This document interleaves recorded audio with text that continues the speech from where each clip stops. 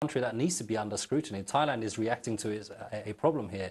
The country that needs to be under scrutiny is Burma or Myanmar, but we don't hear about that. Do you think, Nurul Islam, do you think there's enough pressure the UN is putting on the government of Burma?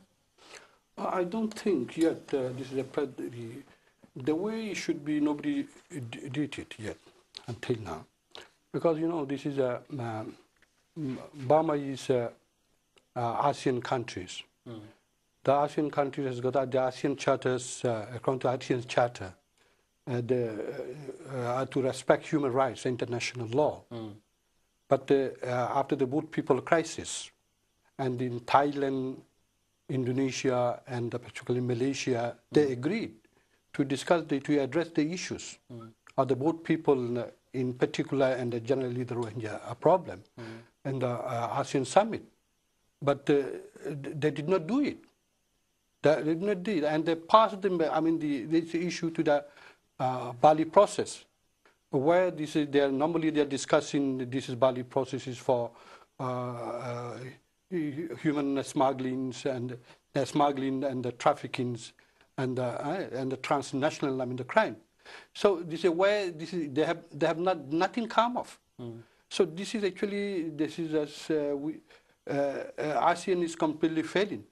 As to the Thailand, we see being neighboring countries, Thailand got many Burmese refugees, and we have refugees from different ethnic groups in Thailand. But the way Thailand is not dealing with the Rohingya refugees equally.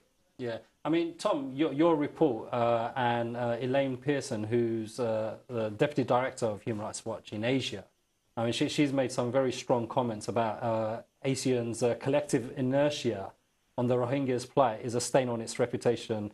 Its inaction also sends a clear message to Burma's general, that their horrendous persecution can continue. So these are very strong words. Are these words being heard by anyone? Well, they're certainly justified words, and as Nurul Islam has just said, the ASEAN, the Association of Southeast Asian Nations, completely failed at the summit in February to address the issue, and then again in the Bali process for people smuggling, trafficking in persons, and transnational crime. In that process, there was a meeting in April, and that again completely sort of sidelined the whole issue. So ASEAN is not living up to this, and I think the international community in general is not doing enough to address the wider human rights problems in Burma.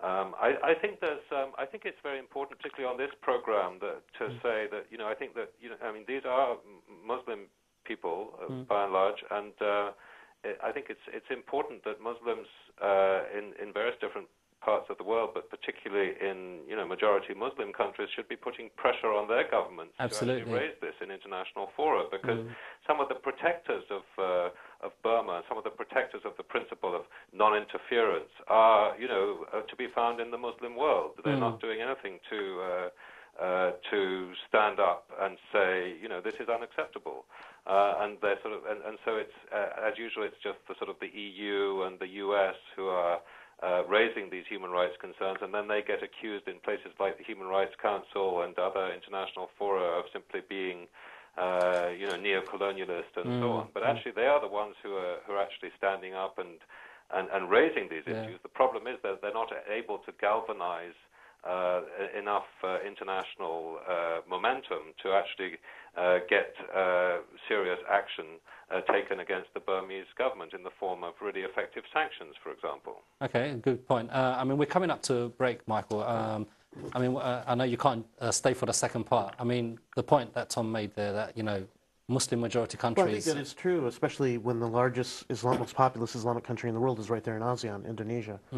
And certainly the bulk of Southeast Asia's population must be Islamic. They should be doing more. It shouldn't always be the U.S. and the EU. Do you sense that, in these countries there is, the general population, are they aware of this? Well, in Malaysia usually is the most noisy about this problem in the past couple decades, but Indonesia, very little actually coming out of there. Okay. So even in Bangladesh, for example, there's nearly 500,000 Rohingyas in Bangladesh. Right. Are they in your opinion, are they doing enough, raising the concerns? Well, I think one of the things that recently happened, I'm not privy to that immediately, but one of the premises you mentioned coming into this in the email was that Bangladesh is trying to, in last week, has given some kind of orders to get them out. Yeah. So I would say that they're probably not doing enough then. Okay, so, I mean, it seems like, and we've only got literally a minute before the break, it seems like, you know, there is a problem there. You know, the right institutions know about the problem, and you've got work projects out there to deal with it. Admittedly, it's not coping with all of the issues, but the countries around it are in denial. Do you believe that? Is that what's happening? It's in denial? Yeah. Yeah, it's in denial. Okay. We're going to take a short break. You know, I mean, this subject is obviously one that we haven't covered in too much detail, and we'd like you to participate. So in the second part of the program, we will open our phone lines for you to call in. Please do call in. And, you know, Dr. Chani, thank you for joining us. And we'll, you know, carry on the show after you have left, and the rest of my guests will be here. So see you in a minute. Assalamu alaikum.